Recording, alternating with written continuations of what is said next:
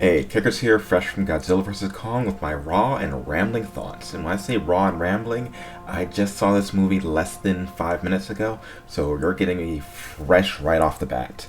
Okay, first things first, I enjoy it. So if you want to just know my, yes or no, should you see it, you should see it. And off the top, the animation for the characters is some of the best I've seen in the series. They've really perfected the look and feel of the creatures. There's weight and heft and movement to everything that happens. You feel every punch, every slam. Sound design is great. Kong has some beautiful fur, some beautiful, muddy, messy, grody fur. One of the first shots in the movie is him going through a waterfall. He has such personality. Both creatures have such personality in their movement. They just really feel alive.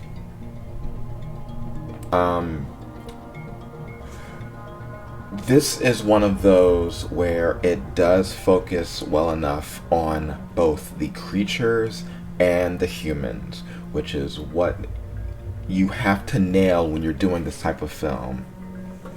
You can't have just too much focus on the humans and not enough on the creatures, too much creatures, not enough humans, blah blah blah, yeah. But here they get a nice balance going.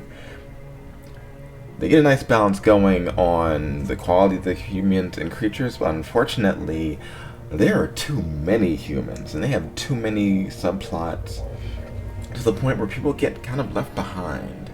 Monarch, which was the main focus for Kong vs. Godzilla, and a lot of the first Godzilla legendary fixtures, and even were referenced a bit at the start in Kong Skull Island, they're kind of just relegated a bit to the side. The primary focus is this research group, Apex, which is this multinational organization, this tech giant, which is trying to utilize things for the creatures, which is trying to advance technology and society with this sinister underbelly of your traditional evil corporate head.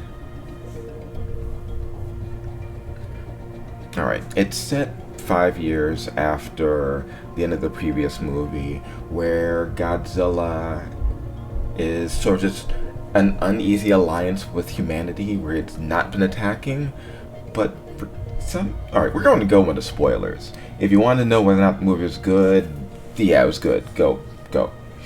Okay, so Godzilla's been in this uneasy truce with humanity, where he's not been attacking, but for some strange reason, we haven't seen any other giant creatures out there. It's like they all just vanished at the end of the previous movie.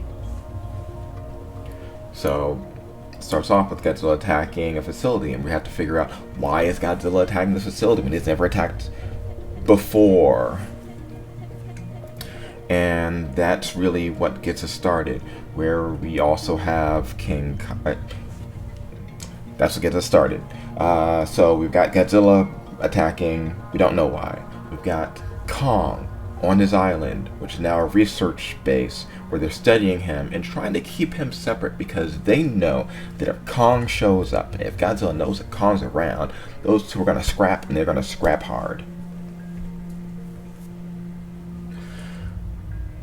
So, that's what they're trying to do. But also have this weird subplot, which reminds me a lot of the first Transformers movie, where you have this hackers trying to secret government information, trying to find out what Apex is up to during that whole attack thing. It's stereotypical, weird, goofy conspiracy theory guy, which was not as bad as I've seen him in other movies. It's not great by any stretch of the imagination, but it's not bad. It carries enough of the story. And he's how you get Millie Bobby Brown's character wrote back in, so that she can have something to do with the plot. Her basically trying to find something to do as to why Godzilla's attacking. She doesn't need to be in this movie, flat out. pretty much nothing until the very end of the film that she and her companions do have any plot relevance to the very end of the movie. The main characters really are the research group that is studying Kong and studying the mysteries of Hollow Earth and a possible civilization hidden beneath the surface where all of the creatures came up from. So yeah, that's what's going on with that. Creatures going on. Kong's basically adopted, working with this little girl after her family died. She speaks to him through sign language. She has a mother figure who has been studying Kong, and they get roped into going onto this expedition into the center of the earth to find this power source. We'll get off of that, because we're getting to spoilers. That's super spoilers. So, characters get roped together. Characters explore some pretty interesting and beautiful environments. The battles between Kong and Godzilla are just wonderful.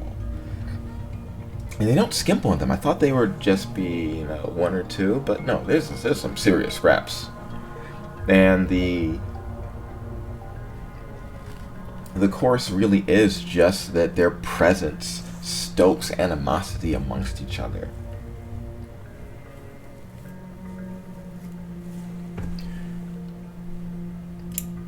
So yeah, this is another one of those ones where the movie kind of just builds towards the fights, and the fights are good. The story is just an excuse for them, but there's enough of it that you actually care. But my biggest problem is that my biggest problem is that there's a lot of characters that don't need to be in the freaking movie, and that they build towards some stuff which just goes nowhere.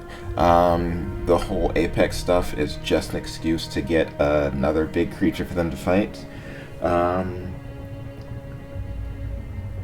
In fact, what they're doing, the stuff they're involved in, if it had been done out in the open, I guarantee a lot of people would have been involved in helping that thing happen out.